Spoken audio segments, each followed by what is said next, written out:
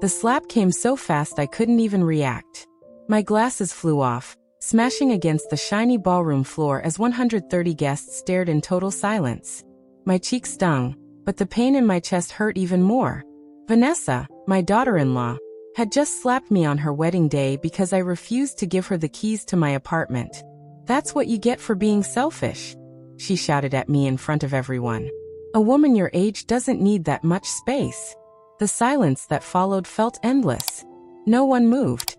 I bent down, shaking, to pick up my broken glasses. Some guests turned away. Others whispered. But nobody, absolutely nobody, stood up for the poor old mother-in-law who had just been humiliated. My son Michael stood there, frozen, eyes glued to the floor like I didn't exist. "You're not welcome here anymore," Vanessa went on, smoothing her perfect white wedding gown. "Michael and I need privacy for our new life. Your apartment is perfect for us until we find something better." Her voice dripped with poison. For months I had endured her little insults about my old clothes, my old car, my simple lifestyle. But this crossed a line that should never have been touched. I stood up slowly, feeling every eye pierce into me like knives. Tears rolled down my cheeks, but inside, something hardened. That slap wasn't just a physical hit, it was the breaking point. For years I had lived quietly, humbly, hiding a part of myself even my own son didn't know. Memories of the past few months rushed back as I walked toward the exit. I remembered the first time Vanessa came to my apartment 2 years ago. Her face dropped the moment she saw my modest home, the old furniture, the tiny kitchen. "Seriously, this is where Michael's mom lives?" she had said, loud enough for me to hear. From then on, every visit was torture. "Evelyn, you should move to a smaller place," she'd told me 3 months ago during a family dinner. "At your age, you can't handle such a big apartment. Besides, Michael and I are planning to have kids soon. We'll need more space."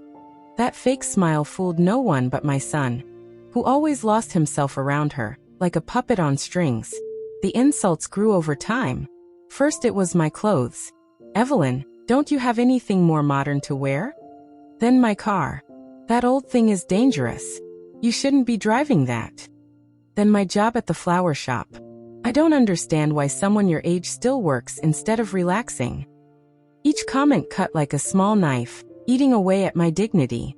My name is Evelyn Parker. I'm 68 years old, and I've always chosen simplicity over show-off. I work 3 days a week at a little flower shop. I drive a 10-year-old car. I buy clothes on sale. To most people, especially Vanessa, I'm just an ordinary widow living on a fixed income. But that's exactly how I wanted it to look.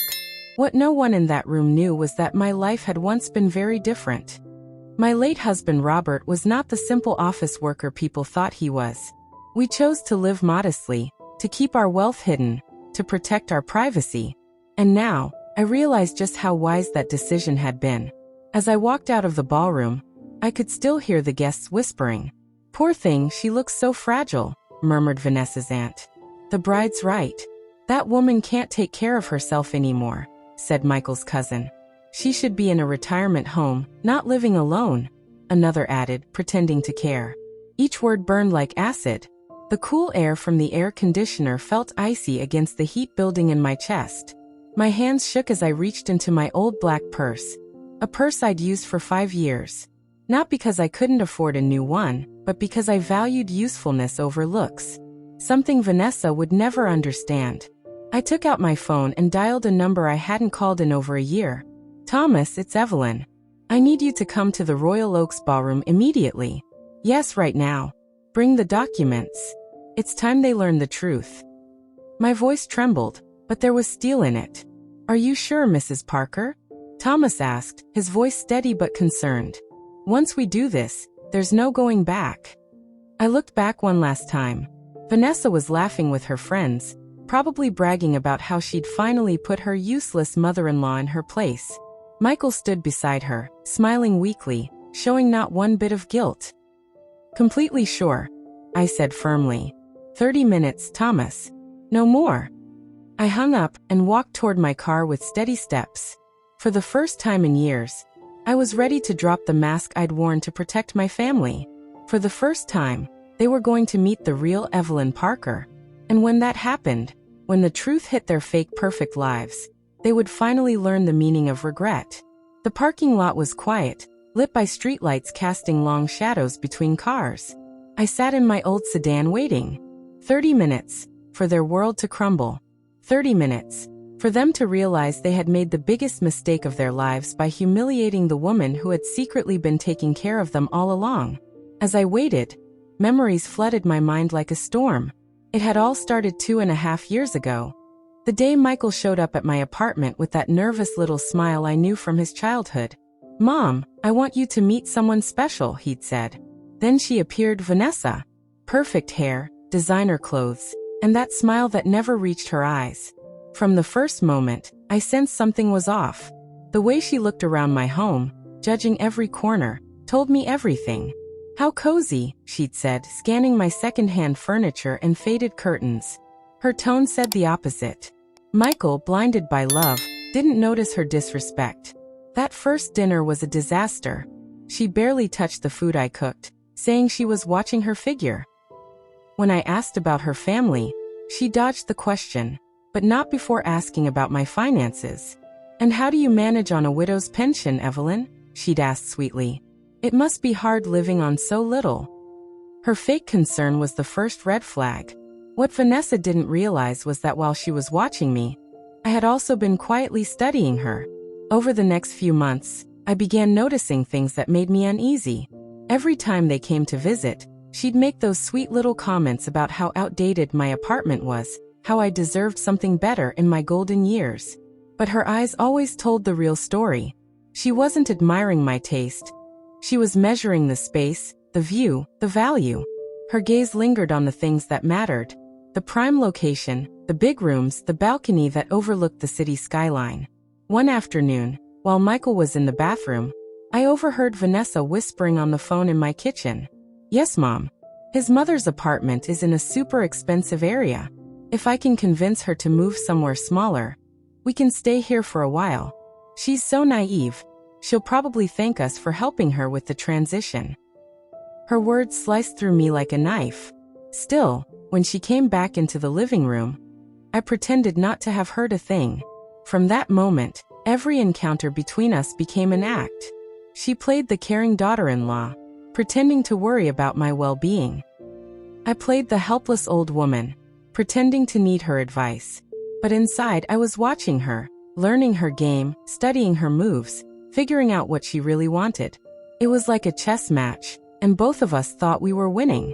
In the following months, her manipulation grew bolder. At first, it was gentle suggestions. "Evelyn, I saw some lovely apartments for people your age, no maintenance, full services. You'd love it." Then it became pressure. "You shouldn't be living alone at your age. What if something happens and no one finds you for days?" Every line was carefully designed to make me feel weak, incapable, and dependent. The worst part? Michael started repeating her words like an echo. "Mom, Vanessa's right. Maybe you should think about moving somewhere smaller and safer." Hearing my own son sound like a puppet was harder than any insult Vanessa ever threw. The boy I raised with love and sacrifice now saw me as a burden, as something standing in the way of his happiness. Things got worse after they announced their engagement. Their visits became more frequent, but also more unbearable. Vanessa began bringing real estate brochures and magazines for senior communities. "I'm just looking out for you, Evelyn," she'd say sweetly, spreading the glossy pages across my coffee table. "I want you to have the best quality of life possible." It was like she was trying to sell me off, politely. But I wasn't sitting idle. I started doing my own digging. One afternoon, after they left to run wedding errands, I called an old friend who worked in real estate. "Margaret," I said, "I need a favor. There's a young couple very interested in my apartment. Can you find out what their financial situation really looks like?" When Margaret called me back, what she told me sent a chill down my spine. Vanessa and Michael were drowning in debt. The wedding they were planning, over $50,000, was all charged to credit cards and personal loans. The apartment they rented was just a few weeks away from eviction. The luxury cars they flaunted were financed with payments they couldn't keep up with. Their entire lifestyle was a shiny balloon about to burst. Suddenly everything made sense. The rush to get married, the pressure for me to move, the fake concern about my comfort. It was never about love. It was survival. My apartment, sitting in one of the city's most exclusive neighborhoods, was their lifeline. The truth hit me harder than any slap. My son, the boy I had raised to be honest and hardworking, had allowed himself to be used. He had let a greedy woman twist his heart until he saw his own mother as a source of money, not as someone to love or protect. In the final weeks before the wedding, their desperation turned into aggression. "Aura, you can't keep being so selfish," Vanessa told me just 3 days before the ceremony. "Michael and I have sacrificed so much for this marriage.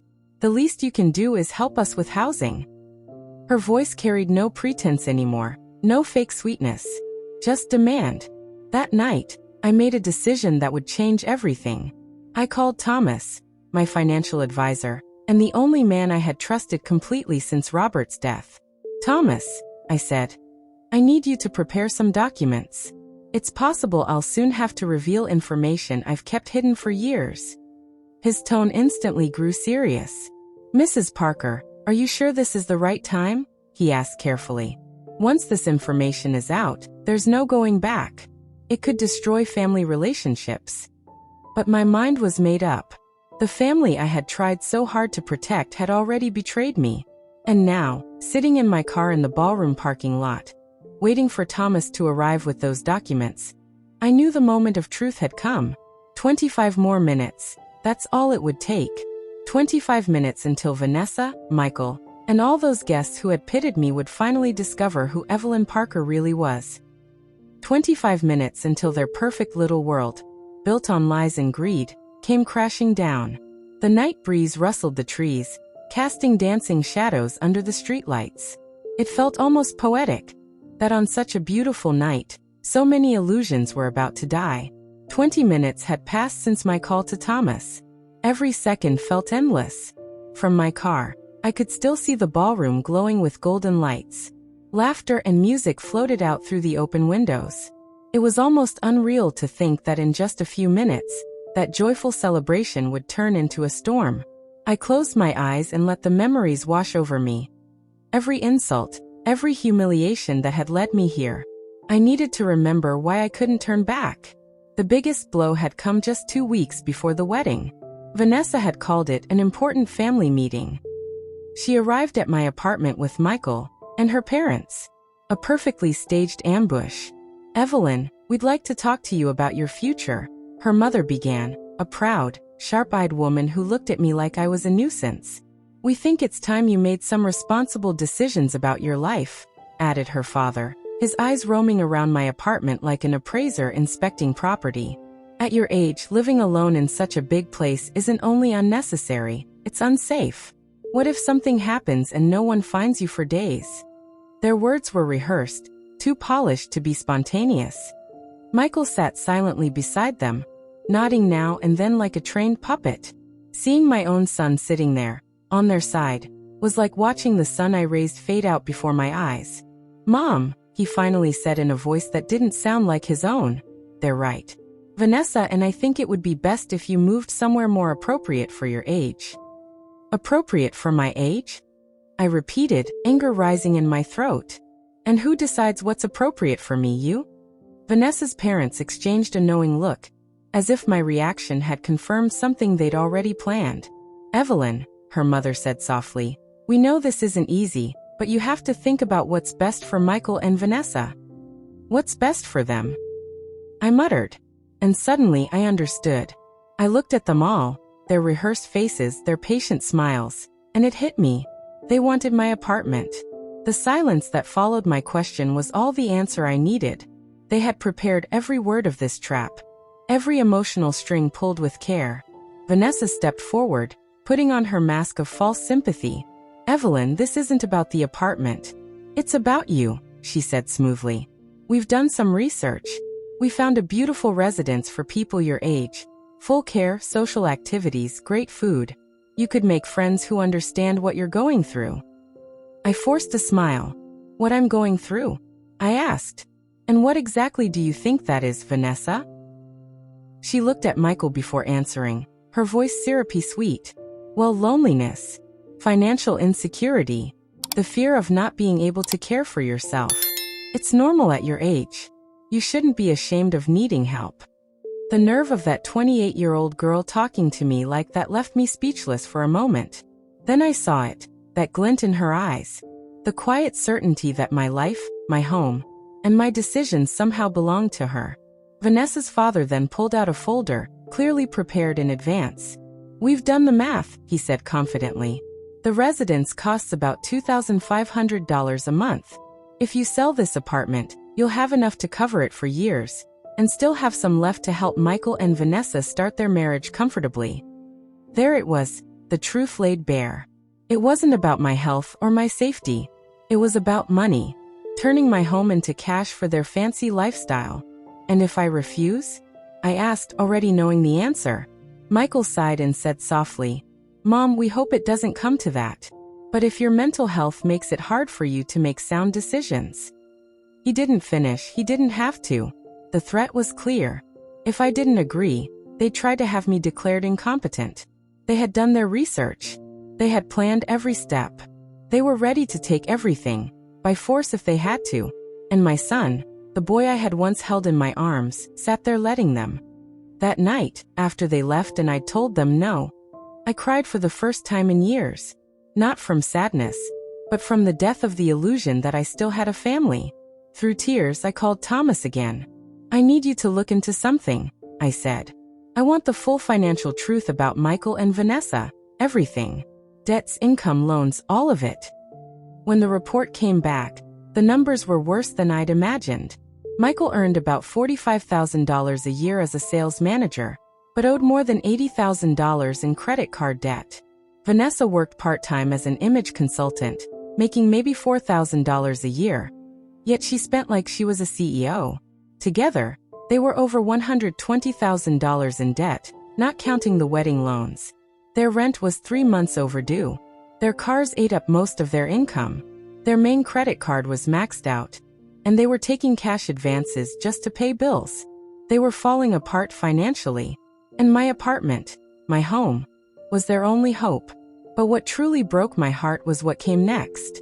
Thomas told me that for the past 6 months, Michael had been calling banks and insurance companies, asking about loans he could take against his elderly mother's property. He had even been asking about how to get legal control over an old person's money. My own son had been planning to take everything from me slowly, carefully, for months. But the worst part of Thomas's report came at the end. According to the private investigator he hired, Vanessa had been telling her friends that she was sacrificing herself by getting engaged to an older, not-so-handsome man because his mother had valuable properties and no real heirs to compete with. To her, marrying Michael wasn't love. It was business. It was an investment in my property. That truth was the final blow. For weeks I had thought about just telling them who I really was financially, hoping that maybe the shock would make them change. But after reading that report, I understood. This wasn't about need, or hunger, or even pressure. This was about pure, cold greed. A kind of greed that had eaten into my son so much that I could barely recognize him anymore. The days before the wedding were torture. Every time Michael called, it was to pressure me. Every time Vanessa came over, it was to stab me with little comments about how stubborn and selfish I was. They had even started talking to me like I was some confused, old woman who didn't know what she was doing. The night before the wedding, Michael tried one last time. "Mom, tomorrow is the most important day of my life. Please don't spoil it by being difficult. Vanessa just wants what's best for all of us." Those words told me everything. I had lost my son.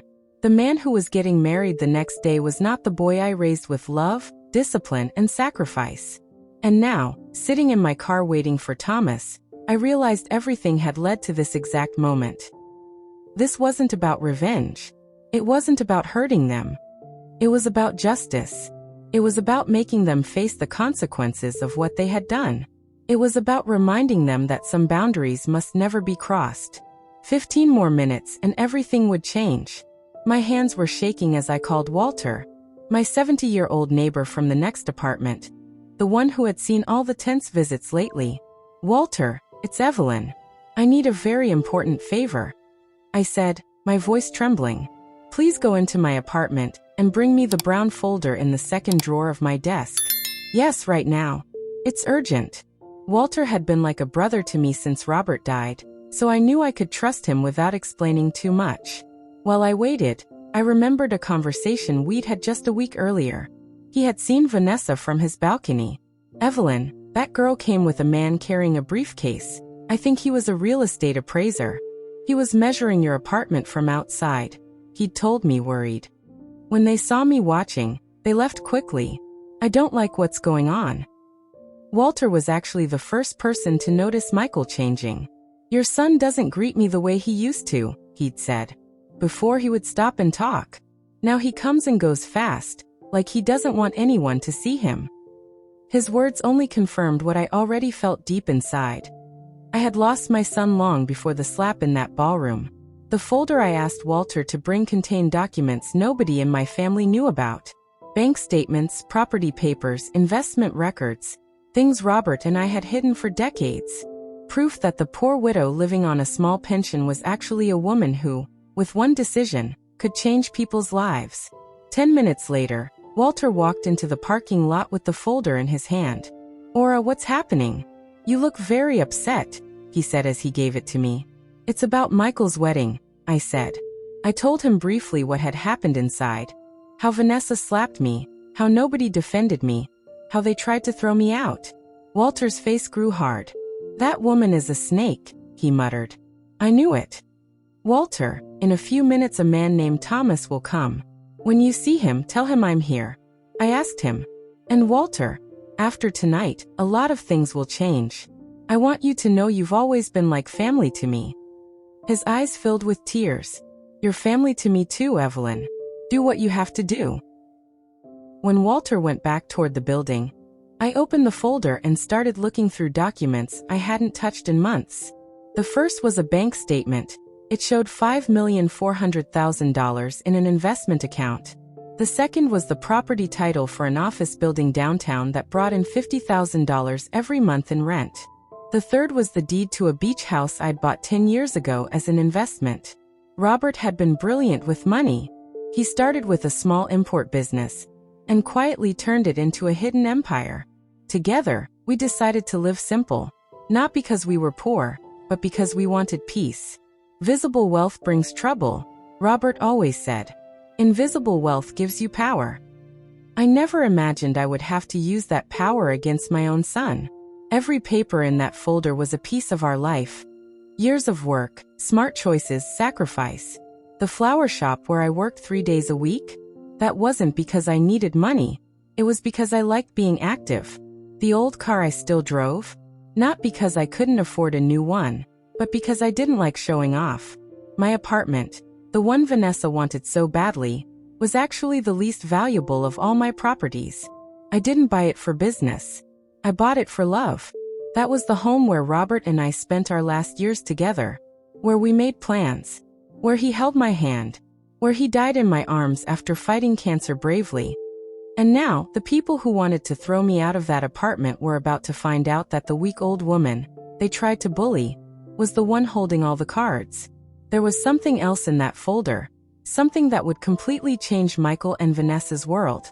For the past 3 years, ever since my son started struggling financially, I had been secretly paying off many of his debts. Those credit card payments he thought were covered by work bonuses? They were coming straight from my account. The special rent discount he bragged about negotiating with his landlord? That was money I transferred every month behind the scenes. Without Michael ever knowing, I had been quietly funding his reckless lifestyle. The fancy apartment he lived in, the car he drove, even parts of the wedding happening that very night. All of it existed because of me. I thought I was helping my son through a rough patch, not realizing I was the one enabling his downfall. The bank statements showed it all. Monthly transfers of $4,500 that had kept his sinking finances afloat. Money he believed came from work bonuses or tax refunds was actually from his mother, desperately trying to protect him from his own poor choices. The irony was painful. While Vanessa called me a burden and accused me of holding back their future, I was the only reason their future even existed. While they plotted to take my apartment to save themselves, I had already been saving them for years. I shut the folder and looked toward the ballroom again. The lights still glittered. The music still played. The guests still danced, unaware that in less than 5 minutes, everything was about to change. Thomas was on his way with the final papers. In less than 5 minutes, I would begin cutting every financial thread I'd used to protect a son who no longer deserved that protection. This isn't revenge, I told myself. This is justice. This is about showing them that actions have consequences, that greed has a cost, that family isn't something you can trade for comfort. I had shielded Michael from reality for too long, and that protection had destroyed him. Headlights swept across the parking lot, blinding me for a second. Thomas had arrived, right on time, holding a slim briefcase under his arm. I got out of my car, my legs trembling but steady, each step taking me further from the Evelyn I used to be, and closer to the woman I needed to become. "Mrs. Parker," Thomas greeted, stepping out of his car. "Are you absolutely sure about this? Once we go in there, there's no turning back." I looked toward the glowing ballroom windows one last time. Inside, my son and his new wife were probably laughing, celebrating their victory over the useless old woman they thought they'd beaten. "I've never been more sure of anything in my life," I said quietly. "It's time they meet the real Evelyn Parker." Under the harsh parking light, Thomas opened his briefcase and pulled out the documents, organized with his usual precision. "Here is the order to immediately stop all bank transfers made in Michael Parker's name," he said, showing me the first paper. "And here's the notice to cancel the lease you've been guaranteeing. The landlord will receive it first thing tomorrow." I took the papers with trembling hands. Each one felt like cutting a string I had carefully tied for years to protect my son. "And the payment for the ballroom?" I asked softly, though I already knew the answer. "Cancelled," Thomas replied. "The deposit you covered will be withdrawn tonight. They'll have to pay the rest themselves before the night is over." A cold wave ran through me as the reality of what I was doing sank in. For 3 years, I had been their invisible safety net. Everything they had, their apartment, the car, even this grand wedding, had survived because I made it possible. And now, in a single night, I was ending it all. "Thomas," I said as I signed each document with steady hands, "please understand, this isn't about being cruel. It's about teaching them what life really means. I protected them for too long, and that protection turned them into strangers." Thomas nodded, his voice filled with quiet respect. "Mrs. Parker, I've worked in finance for 30 years. I've seen families torn apart by greed. But what you're doing tonight takes real courage." His words gave me the strength I needed for what came next. We walked together toward the ballroom doors. With each step, my heart beat harder. Not from fear, but from a strange mix of sadness and relief. Sadness for the family I'd lost, and relief that I was finally reclaiming my dignity, my self-respect, and my right to be treated like a human being, not an ATM. The moment we stepped into the ballroom, the music stopped. All eyes turned to us. The crowd fell silent, confusion spreading like ripples in water. Some guests recognized Thomas immediately. He was a well-known advisor in the city, and his presence at a wedding meant only one thing. Something serious was about to happen. Vanessa's reaction came first. "What are you doing here, Evelyn?" she shouted from the dance floor, still holding Michael's hand. "You already made a scene once tonight. Isn't that enough?" Her voice was sharp and confident, but underneath it, I could hear a tremor. "Ladies and gentlemen," Thomas announced clearly, "I apologize for interrupting this celebration, but I have urgent legal matters to discuss with Mr. Michael Parker and Mrs. Vanessa Reed." The silence deepened. You could even hear the soft hum of the air conditioner. A few guests pulled out their phones, eager to record whatever was about to unfold. Michael stepped forward slowly, his face pale. "Mom, what's going on? Who is this man, and why is he talking about legal matters?" His hand went to his tie, a nervous habit from childhood. "Michael," I said calmly, my voice firm and unshaken. "This is Thomas Grant, my financial and legal advisor. He's here to give you some documents I think you should see." Thomas took out the first one and began reading. "Mr. Michael Parker, you are officially notified that the financial guarantee your mother provided for your lease has been terminated. The landlord will be informed tomorrow morning. You now have 30 days to find a new guarantor, or leave the property. The color drained from Michael's face. Financial guarantee? He repeated, his voice cracking. Mom, what is he talking about? But deep down, I could see that part of him already knew. He'd always sensed that his luck was too good to be true, but he chose not to ask. Thomas continued, his tone steady. Also, the monthly transfers of $4,500 made to your personal accounts have been permanently stopped. This includes payments for credit cards, car insurance, and other expenses you assumed came from external sources. A gasp echoed through the ballroom. Vanessa's. That's impossible, she shouted, rushing toward us, her wedding gown dragging across the floor. Michael doesn't have a rich mother. Look at her, look at how she lives. She's a poor old woman working in a flower shop, driving an old car. She has nothing. Her voice was shrill, panicked. Guests began whispering, exchanging looks of shock and curiosity. Thomas ignored her and took out the last paper. Finally, he said, the payment guarantee for this event has also been canceled. The management will require full payment before guests can leave tonight. His words hit like an explosion. People started glancing nervously toward the exit, murmuring among themselves. Michael's face twisted in disbelief. You've been paying for everything, he said weakly. All this time? Yes, I said quietly, my tone steady but full of pain. For 3 years, Michael. I thought I was helping you get through a hard time. I thought you'd remember what I taught you. But instead, you became someone I barely recognize. Vanessa began pacing, clutching her head. This isn't real. This can't be real, she screamed. You're a poor old woman. You can't have money. Appearances can be deceiving, Vanessa. I said finally, my voice calm and clear. For years, my husband and I chose to live simply because we believed that showing off wealth only attracts trouble. Turns out, we were right. The trouble came from you. The room went still. The music had died. The only sounds were Vanessa's frantic breathing and the whispers of stunned guests. Each one realizing they had just witnessed a truth no one in that ballroom would ever forget. Some guests were already recording with their phones, sensing that what they were witnessing would become a story people would talk about for years. Mom, Michael said, his voice breaking.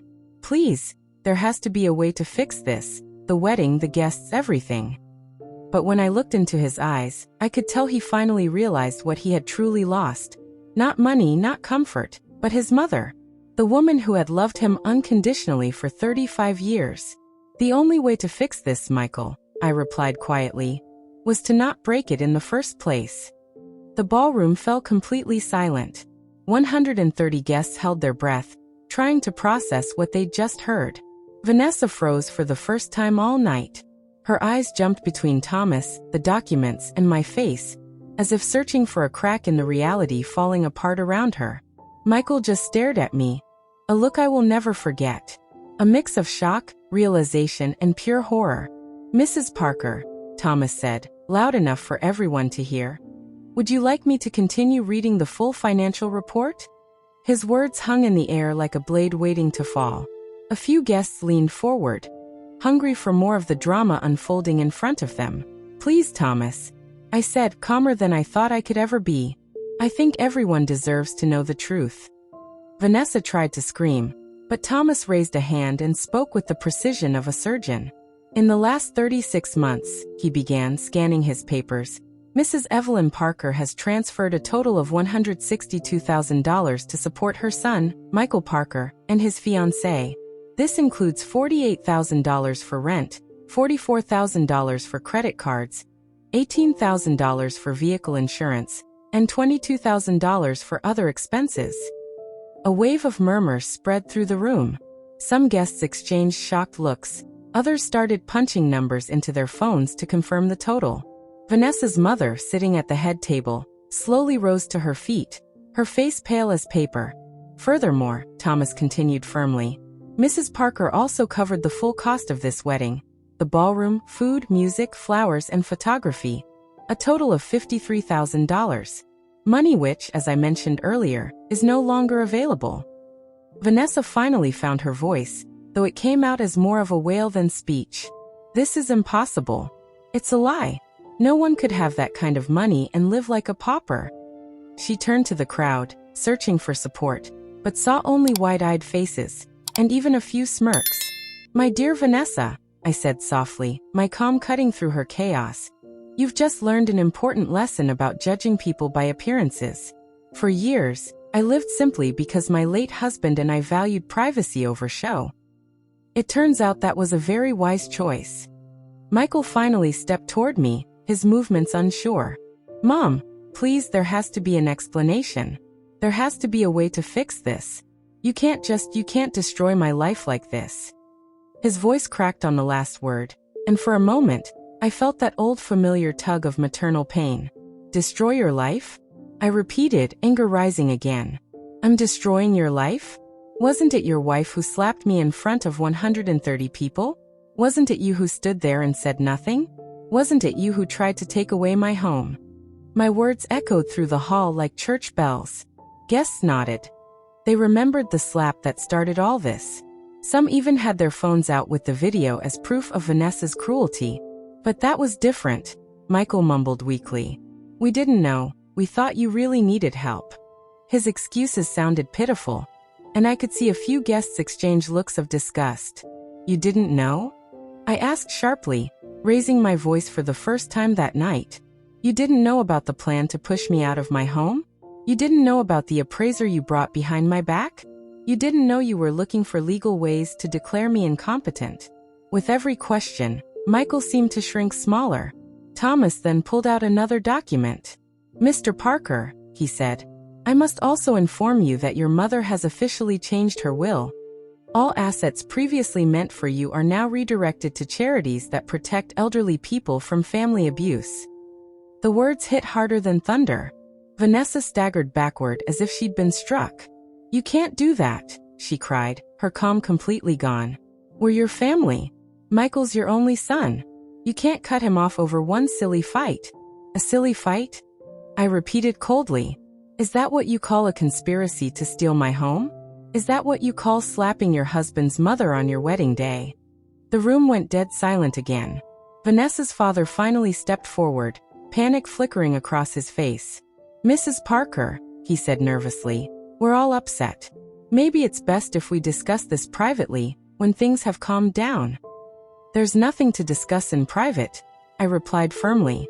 "Everything I had to say has been said, right here, in front of everyone who watched my humiliation. You chose to make it public. So my response is public too."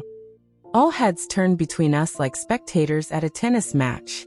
Thomas closed his folder with a sharp snap that echoed through the room. "Mrs. Parker, all documents have been presented. Legal effects take place immediately." He turned to Michael and Vanessa, expression neutral but voice firm. "I suggest you both seek legal and financial advice soon." Vanessa dropped into a chair and burst into uncontrollable sobs. "Everything's ruined," she cried. "Everything we planned, everything we worked for, it's all gone." Her white gown was now wrinkled and wet with tears. "No," I said softly, stepping closer for the first time since she'd hit me. "What's ruined are the lies, the greed, and the disrespect. What's gone is the illusion that you can use people and never pay the price." I stopped in front of her and made her look up. "This is what happens when you mistake kindness for weakness." Michael placed a shaky hand on his wife's shoulder. "Vanessa, we'll find a way.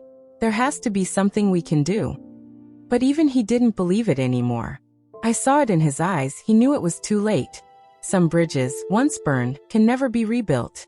"There is a way to fix this, Michael," I said, meeting his eyes for the first time in months without pain. "You can learn from it.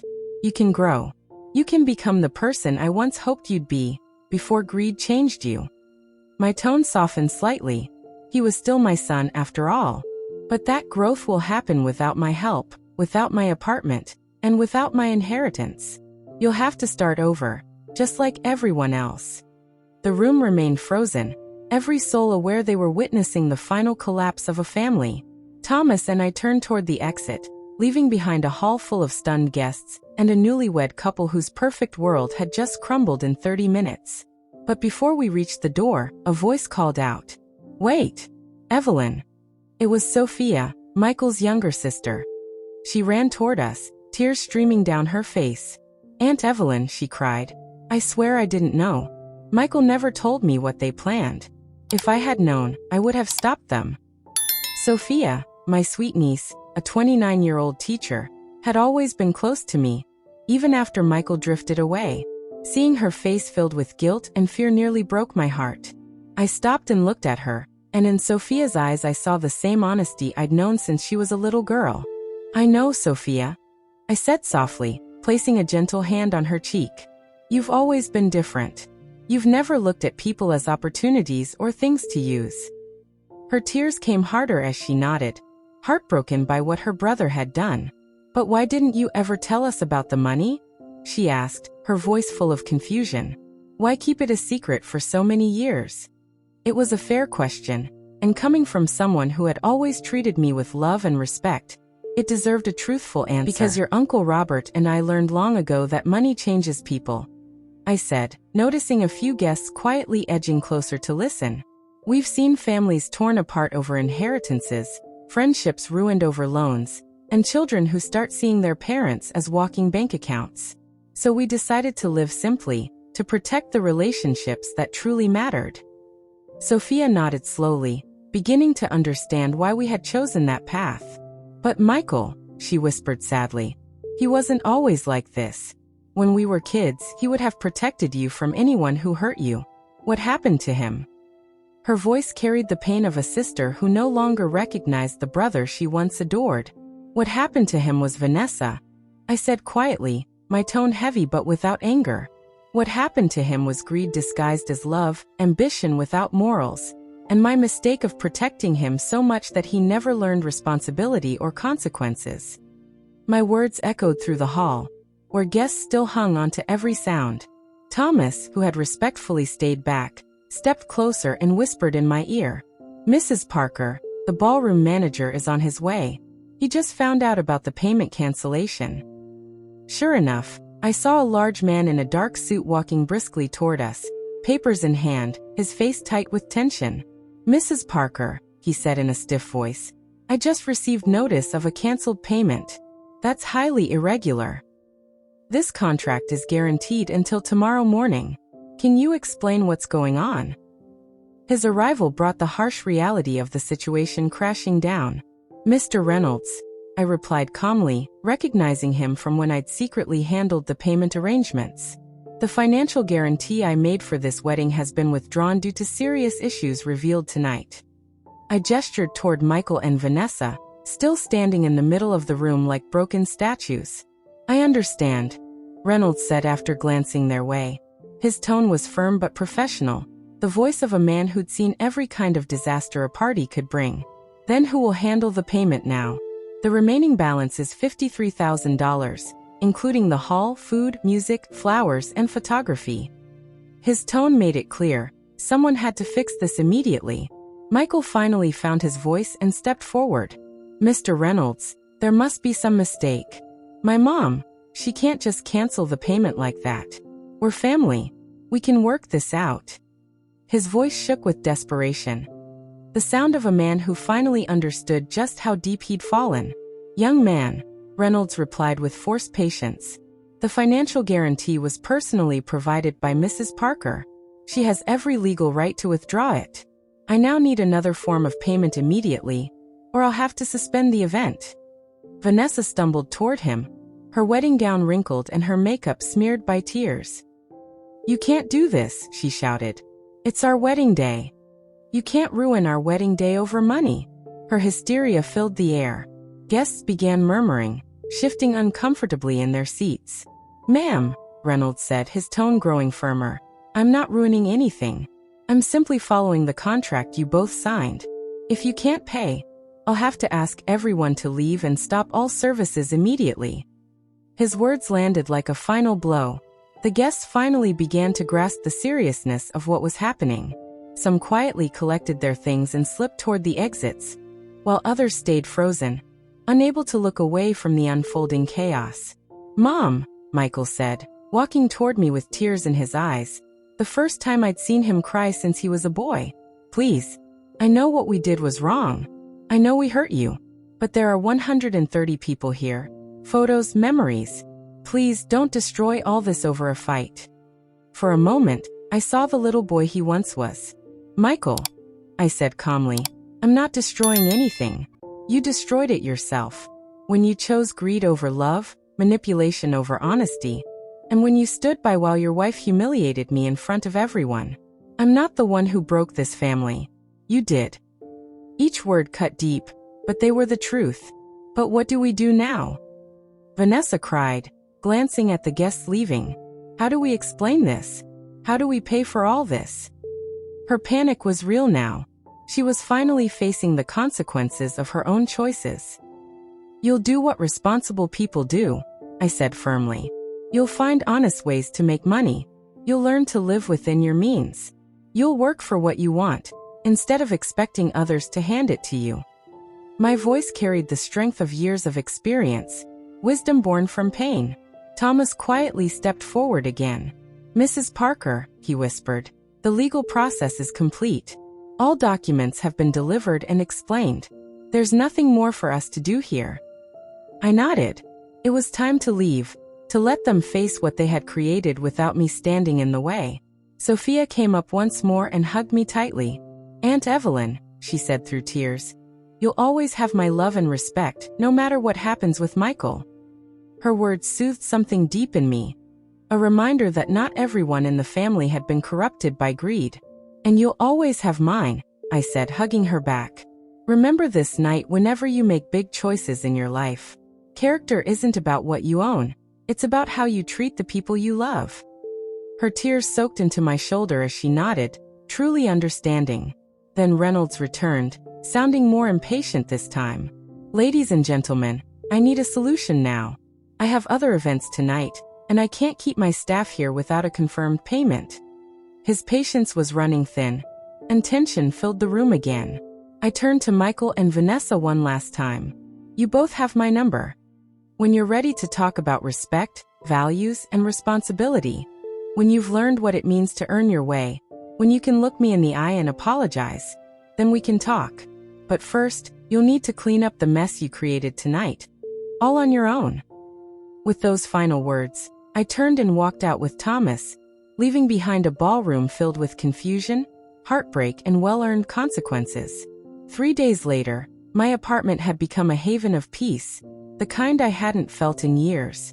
Walter had visited every morning with coffee and pastries from the local bakery, checking in on me after what he called the night Evelyn reclaimed her dignity.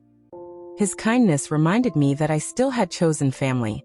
People who loved me for who I was, not for what I had. The phone had barely stopped ringing. Michael had called 37 times, his messages shifting from anger to desperate begging. Vanessa had sent 14 texts, each one more frantic than the last. Her parents had even come to my door twice, demanding that I fix the mess I caused. But I held my ground, calm, composed, and at peace. That morning, Thomas arrived with news that, though expected, still hit hard. Mrs. Parker, he said gently as we shared tea on my balcony. Thomas had said it very plainly. I've gotten updates from everywhere. Michael and Vanessa were kicked out of their apartment yesterday morning. The ballroom has already started legal action to collect the $53,000. Their credit cards have been blocked because they didn't pay. And where are they staying now? I asked, even though deep down I already knew. With Vanessa's parents, Thomas replied. It's a 2-bedroom place, and 3 people already live there. My sources say the situation is tense. From his face, I could tell tense was him being polite. Later that afternoon, while I was watering my flowers on the balcony, I saw a car I recognized pull up outside. It was Sophia, but she wasn't alone. With her was Margaret, my old friend from real estate. And to my surprise, Walter also got out from the back seat. Ora, Sophia called from the street. We need to talk. There are things you need to hear. When they came into my apartment, their faces showed urgency and worry, and that immediately put me on guard. Aunt Evelyn, Sophia began. I've been digging into some things since the wedding night. Things I think you should know before it's too late.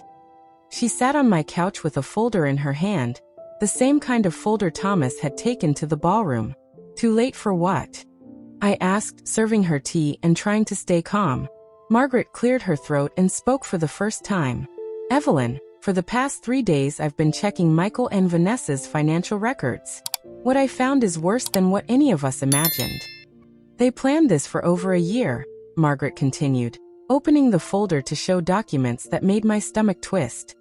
I found proof that Vanessa has been talking to lawyers who handle cases about declaring older people mentally unfit.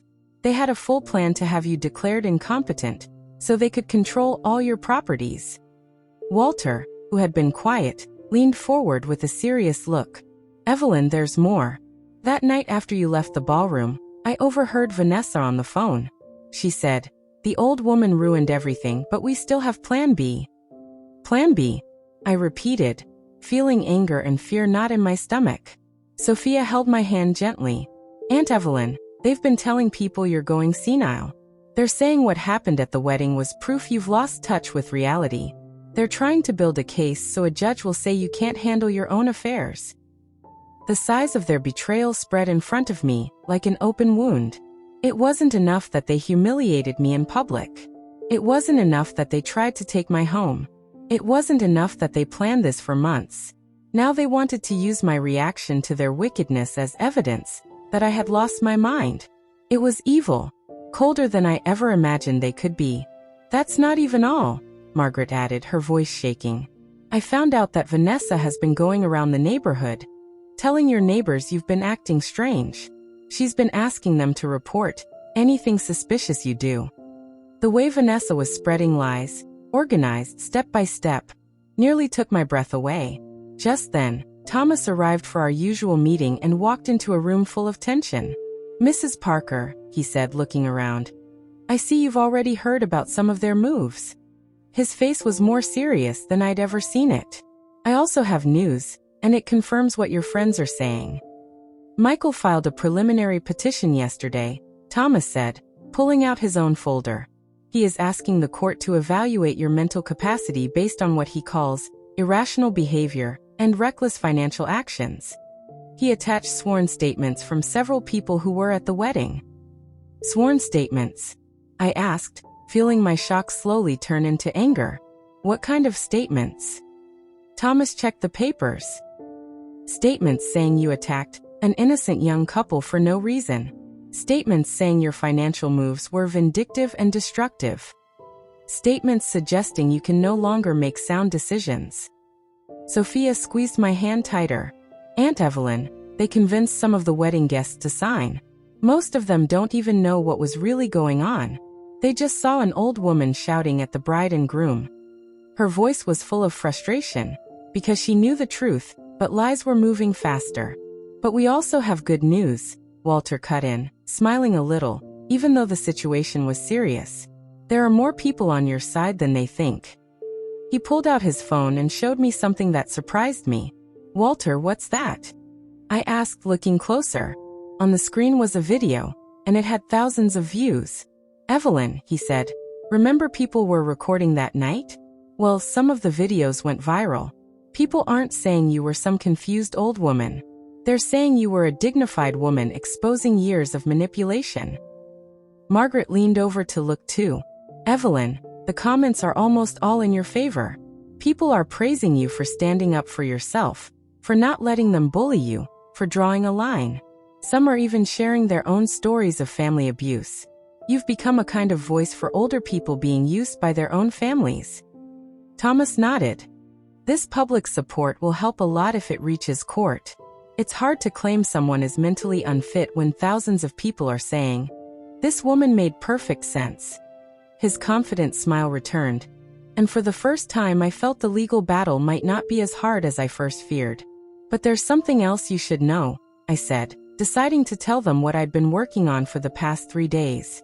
"If Michael and Vanessa want to make this public, if they want a legal fight, then they're about to find out exactly who they're dealing with." I stood up and went to my desk, where I had my own folder ready. For 3 days I've been talking to lawyers who specialize in elder abuse. I've written everything down. The visits to pressure me, the threats, the plan to take my house, even the slap Vanessa gave me. I pulled out pictures of my cheek, still swollen, taken right after the wedding. Medical proof of the assault. If they want a war, I said, feeling a strength I hadn't felt in years, they will have a war. But it will be on my terms. With my evidence. And with the truth. I smiled. Even I was surprised at myself. And I've also decided to do something I should have done a long time ago. I'm going to tell my story publicly. I will show everyone what really happens when greed dresses up as family love. The whole room seemed to change. The mood was no longer fear. It was power. Everyone there knew. We had truth, we had proof, and we were not scared anymore. 6 months after that night that split my life into before and after, I was sitting in the biggest TV studio in the city, about to record the interview that would tell my story to the whole country. The show, Stories of a Lifetime, had called Thomas after the wedding videos passed 2 million views online. My story had become a national example of how older people are abused by their own families. The host, Rachel Moore, famous for being fair and professional, was going through her notes while the crew fixed the lights. "Mrs. Parker," she said to me with a warm smile, "I want you to know, you've inspired thousands. In 6 months, we've received hundreds of letters from people who went through the same thing." A lot had changed since that night. The case Michael and Vanessa tried to build against me, it collapsed completely. Thomas had gone to court and showed all the proof of their plan to have me declared incompetent. Not only did they lose, the judge even fined them for wasting the court's time and ordered them to pay my lawyer fees. $45,000. From there, everything fell apart for them. Michael lost his job when his boss saw the scandal online. Vanessa tried to start an image consulting business, but the viral videos destroyed her reputation. Now they were in a small one-bedroom apartment in the suburbs, doing part-time jobs and trying to pay off debts. "We're live in 5 minutes, the director said. I looked at the cameras that were about to send my story into millions of homes. I felt nervous, but determined. Thomas sat beside me, ready to explain the legal part. In the audience were Walter, Sophia, and Margaret, the people who stood by me when my own blood turned against me. The worst part of those 6 months was Michael's total silence. After they lost the case, he never called. He didn't apologize. He didn't explain. He didn't even try. It was like he decided hating me was easier than admitting he was wrong. Vanessa, on the other hand, kept trying. Her messages went from threats to begging. The last message, from 2 weeks ago, said, "Evelyn, I know we made mistakes, but we're still family. Michael is sick from stress and I'm pregnant. Please, don't let your grandchild live in suffering." That message felt like a knife. I was going to be a grandmother, but the baby would grow up in a house where I was the villain. But I had finally learned the hardest lesson of my life. You cannot save people who do not want to change. Helping them over and over only keeps them in their bad behavior. "Mrs. Parker, we start in 30 seconds, Rachel said. I took a deep breath and thought of all the messages I'd received, from older people whose children had taken their money, from parents blackmailed emotionally, from grandparents threatened with, "You won't see the kids again," if they didn't pay. "We're live in 3, 2, 1. The red light came on. "Good evening, and welcome to Stories of a Lifetime," Rachel began smoothly. "I'm Rachel Moore, and tonight we have with us Mrs. Evelyn Parker, a 68-year-old woman whose story has shocked the nation and started a real conversation about elder abuse within families. Mrs. Parker, 6 months after your son's wedding, how do you feel knowing your story has inspired so many?" Her tone was kind, but direct, giving me space to speak. "I feel grateful," I said, my voice steadying. "Grateful that something so painful, losing my relationship with my own son, has helped others. For months I thought maybe I was the problem. Now I know, what I went through is happening to many people, but most of them suffer in silence." Rachel nodded. "Tell us about the years before that night. When did you realize something was wrong between you and your son and his fiancée?" That was the question I'd been waiting for. The chance to explain how this kind of abuse doesn't start loud. It starts quietly. "It began with small things," I said, remembering. "Comments about my age. Little suggestions that maybe I couldn't handle things anymore. Subtle pressure for me to transfer things or make decisions that only helped them. Family abuse rarely starts with shouting. It starts with slowly making you doubt yourself. with making you feel you're the one being unreasonable. Thomas leaned forward to add his part. What Evelyn is describing is exactly what we see in elder abuse cases. Family members don't start with violence. They start with manipulation. We're worried about you. We just want to help. And then slowly try to take control. And that moment, Rachel asked, when did you finally decide to reveal everything so openly in front of everyone? I knew that question would come. The slap, I said simply. When Vanessa slapped me in front of 130 people, because I wouldn't give her my apartment key, that was the line. In that moment I understood. This was no longer about being a good mother or keeping the peace. This was about me protecting myself from being used. The interview went on for 45 minutes. I talked about why I lived simply, about all the secret financial help I'd given them, about their plan to declare me incompetent, and the legal fight afterward. Every answer I gave carefully, not just to tell my story, but to help others see the warning signs. Near the end, Rachel asked the hardest question. Mrs. Parker, if your son is watching this right now, do you have a message for him? I looked straight into the camera, imagining Michael on a couch somewhere, watching. Michael, if you're listening, I want you to know I still love you. I will always love you, because you're my son. But loving someone does not mean letting them abuse you. Loving someone does not mean sacrificing your dignity, so they can be comfortable. Loving someone does not mean allowing their greed to control your life. The door to my heart will always be open, I continued, feeling tears in my eyes. But only if you can walk through it as the honorable man I raised you to be. Only if you can look me in the face and take full responsibility. Only if you can admit that family is built on love and respect, not on using people. Then I turned to everyone watching, and to everyone who sees themselves in my story. Please hear this. You have the right to be treated with dignity, no matter your age. You have the right to make your own choices about your money, your house, and your life. You have the right to set boundaries, even with your children. And you have the right to ask for help when your boundaries are disrespected. When the cameras finally went off, the whole studio burst into applause. The crew, the technicians, everyone was clapping. Rachel came over and hugged me, her eyes full of tears. Evelyn, that was one of the most powerful interviews I've ever done, she said. It's going to change people's lives. Thomas nodded with pride.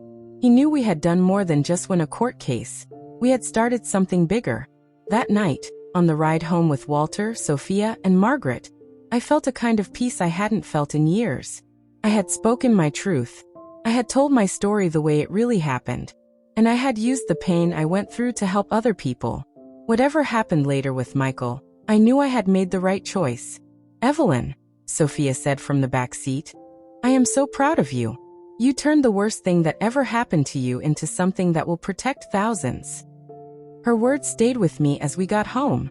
The same apartment Vanessa had desperately wanted now felt truly like mine again. Not because I won, but because I finally respected myself enough to demand that others respect me too. I had learned something important that day. Sometimes the only way to try to save a relationship is to be ready to lose it. And that night, as I got ready for bed, I knew I had just set the most important example of my life. That it is never too late to stand up for yourself, that you are never too old to ask for respect, and that real love sometimes requires very hard decisions.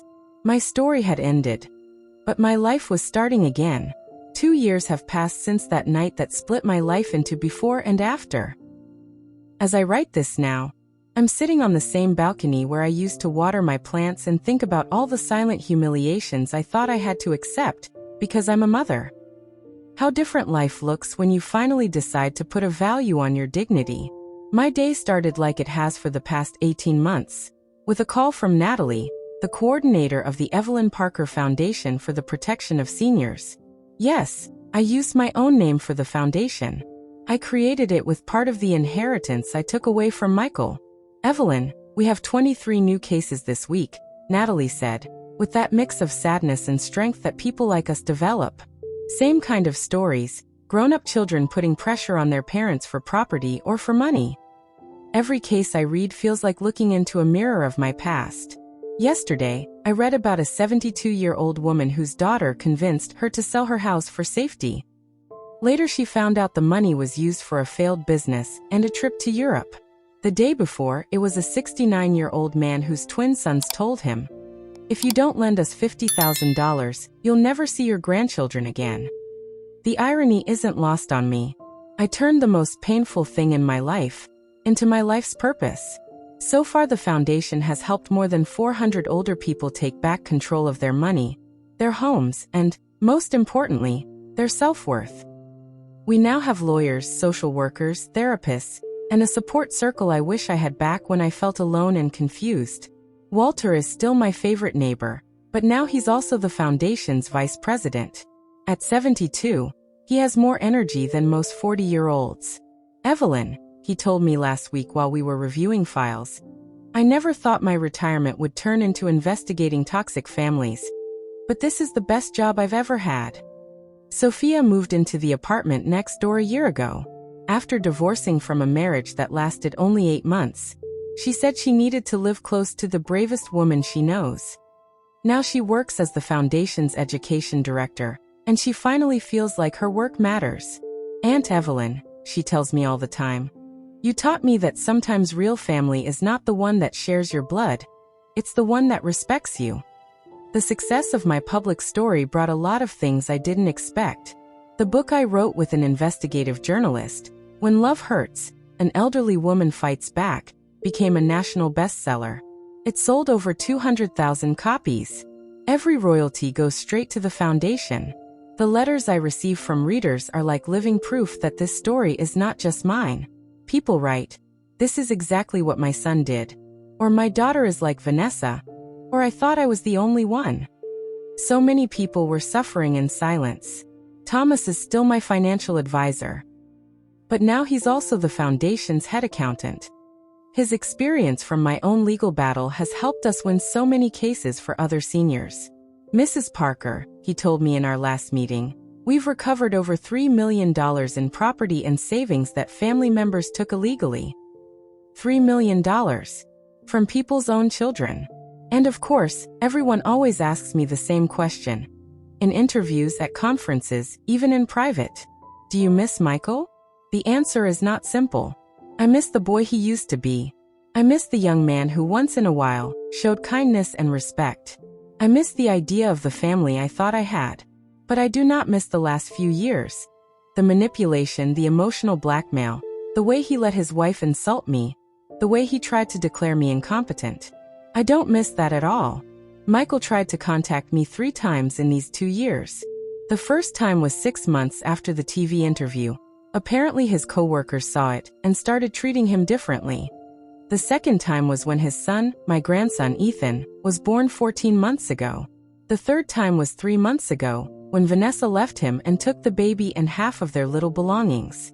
Every time he called, it was to ask for money. Not once to say, "I'm sorry." Not once to say, "Mom, I was wrong." His thinking is still the same. Everything bad that happens to him, he blames on someone else. The last call lasted less than 5 minutes. It ended when he said, "Mom, your pride is more important than your grandson." And I answered, clear as day, "Michael, my dignity is just as important as my grandson. And I hope one day he learns that lesson better than you did." It was the first time in my life that I hung up on my own son. And strangely, it felt freeing. The only topic that still makes me cry is Ethan. He's 14 months old. He doesn't know me. When Vanessa left, she took all the family photos, even the few pictures I had of him. Still, I set up a trust fund for him, managed by Thomas, for his college education. He will have access to it when he turns 18, whether I ever meet him or not. Maybe, Margaret says during our Sunday dinners, when Ethan is older, he'll want to know what really happened. Maybe he'll come find you. Margaret is now one of the closest people in my life. She had to cut off toxic relatives 2 years ago, so she understands me without me explaining. What surprises me most about these last 2 years is how much healthier I've become. Back when I was dealing with Michael and Vanessa, I had insomnia, headaches, and that constant tension in my chest. I was always on alert, always waiting for the next attack. Now, Evelyn, Dr. Lawson told me at my last checkup. It's amazing how the body heals when you remove toxic stress. Your blood pressure is perfect. You sleep well. Even your posture is better. And it's true. I walk straighter now. My voice is steadier. My hands don't shake when I sign important papers.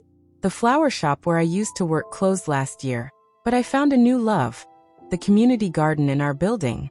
I teach other seniors how to grow herbs, how to plant medicinal flowers, how to take care of the soil. It keeps me grounded, literally.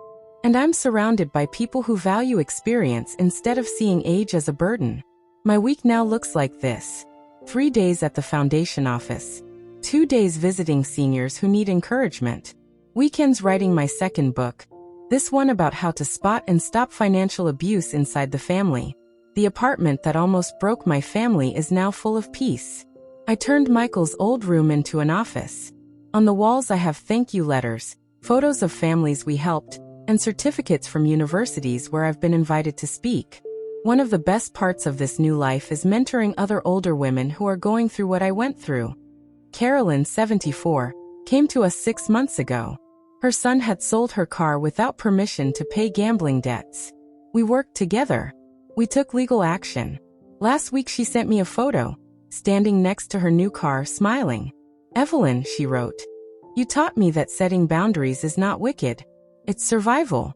You taught me loving yourself is not selfish. It's necessary. You taught me it's never too late to defend yourself. Her words reminded me, everything I went through was worth it.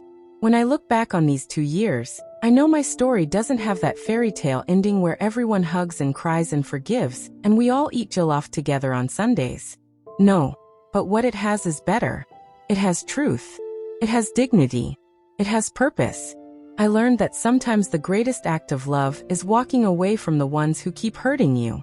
If I could send a message to the Evelyn who walked into that ballroom 2 years ago, I would tell her, be brave. It will hurt. But on the other side of this pain, there is a life more real than anything you imagined. A life where you are respected. A life where you are free. Peace is waiting.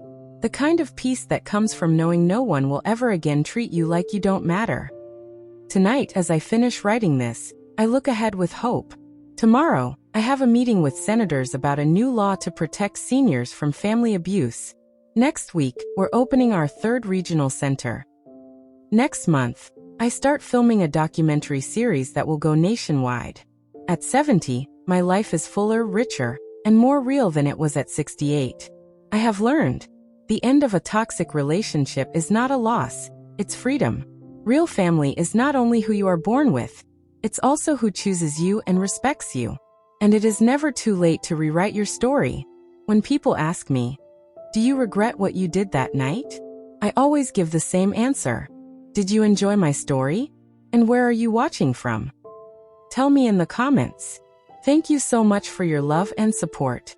I can't wait to read your comments. On the screen now are 2 more true life stories I recommend. There's so much more on the channel. Don't forget to subscribe. See you in the next life story. With love and respect.